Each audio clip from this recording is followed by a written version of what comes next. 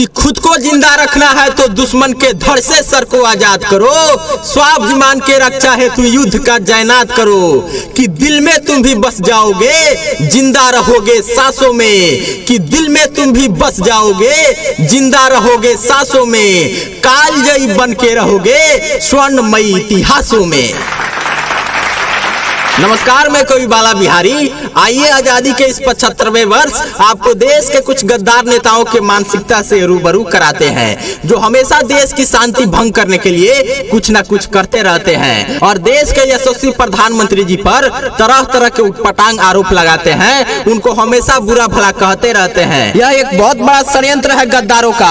आपको तो पता ही होगा कि चाय वाले के आने के बाद देश विरोधी नेताओं की दुकानदारी बंद हो गई और चाय वाला चाय पिला पिला के दुश्मनों का हर राज आपके सामने उजागर करने लगा, जिससे देश के दुश्मन तिलमिला उठे और तरह तरह के शब्द रूपी शस्त्रों का प्रयोग मोदी जी के ऊपर करने लगे। उन्हीं शस्त्रों में से एक शस्त्र है बदनाम करना। और आपको पता होना चाहिए कि किसी भी व्यक्ति को अगर हराना है, किसी भी राजा को सत्ता से बेदखल करना है, तो सबसे पहले उसको बदनाम किया जाता है, उसका सामाजिक सम्मान खत्म किया जाता है, लोगों के अंदर जो विश्वास है उसको तोड़ा जाता है। और इसी शस्त्र का प्रयोग आजकल देश के गद्दार कर रहे हैं और मोदी जी को बदनाम करने में कोई कोर कसर नहीं छोड़ रहे हैं। अब जरा ये बताइए कि दो लोग महात्मा गांधी जिंदाबाद बोल करके देश को बांट लेते हैं। वाह, सिर्फ दो लोग मिल करके महात्मा गांधी जिंदाबाद बोल करके देश बांट लेते हैं और उस बंटवारे में लाखों लोगों की जाने जाती हैं, जिसमें 8 लाख से ज्यादा तो सिर्फ हिंदू मारे जाते हैं। और उस बंटवारे में जो दो लोग महात्मा गांधी जिंदाबाद बोल करके देश को बांट लेते हैं, तो उस बंटवारे को तत्कालीन प्रधानमंत्री श्री नरेंद्र मोदी जी के पिताजी कराए थे क्या?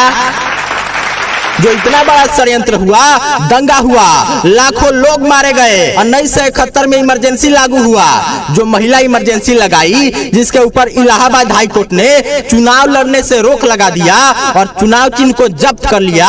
फिर तिल मिलाते हुए जिस महिला ने इमरजेंसी लगाई, हजारों लोग मरे और उसमें लाखों लोगों को यातनाएं दी गई। कितने लोग जेलों में तड़प तड़प के मर गए, पूरे देश में त्राही त्राही मचा दिया गया। वो महिला नरेंद्र मोदी की मौसी थी क्या? बताइए जरा, देश को बताता क्यों नहीं है? बताइए ना कि सिखों को इंदिरा गांधी के हत्या के बाद किसानों को हजारों के संख्या में सिखों को मार दिया गया, काट दिया गया, उनको पकड़ करके उनके गर्दन में टायर बांध करके जला दिया गया। उन जलाने वाले दंगाइयों में मोदी जी का कोई भाई भतीजा था क्या? बताते क्यों नहीं है? मोदी जी को दिन रात कोसने वाले देश के गद्दार देश को क्यों नहीं बताते कि शांति सेना के नाम पर देश के हजारों सैनिकों को श्रीलंका भेजा गया? वो भी निहत थे, बंदूक तो थी लेकिन मैगजीन निकाल लिया गया, गोली नहीं थी सैनिकों के पास। और वहां पर जिस तरह से, जिस बुरे स्थिति में उन सैनिकों को LTT वाले उग्रवादियों से मरवाया गया, उस षड्यंत्र में मोदी जी का कोई साला या ससुर शामिल थे क्या? शांति सेना के नाम पर, शांति दूत के नाम पर सिखों को श्रीलंका भेजकर मरवाने वाले कौन लोग थे?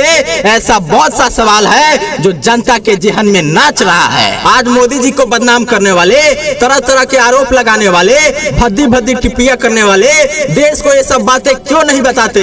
मित्रों, इस वीडियो को आप लोग ज्यादा से ज्यादा शेयर कीजिए और ये अंतिम 4 पंक्तियां पढ़ के अपने वाणी को विराम दूंगा।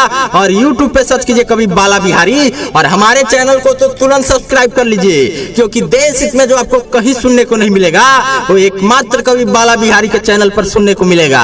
तो बिना देर किए हमारे चैनल को तुरंत सब्सक्राइब कर लीजिए। गौर कीजिए कि दे रहा हूं जवाब तुमको तुम्हारे ही अंदाज में, कि दे रहा हूं जवाब तुमको तुम्हारे ही अंदाज में, हजारों शेरों का गर्जन सुनाई देगा मेरे आवाज में। कि संतुलन बना के रखो, गलत बयानी बंद करो, कि संतुलन बना के रखो, गलत बयानी बंद करो। अरे टूट कर बिखर जाओगे एक दिन अपने ही समाज में। मित्रों, इस वीडियो को आप लोग ज्यादा से ज्यादा शेयर कीजिए। जय हिंद, जय भारत।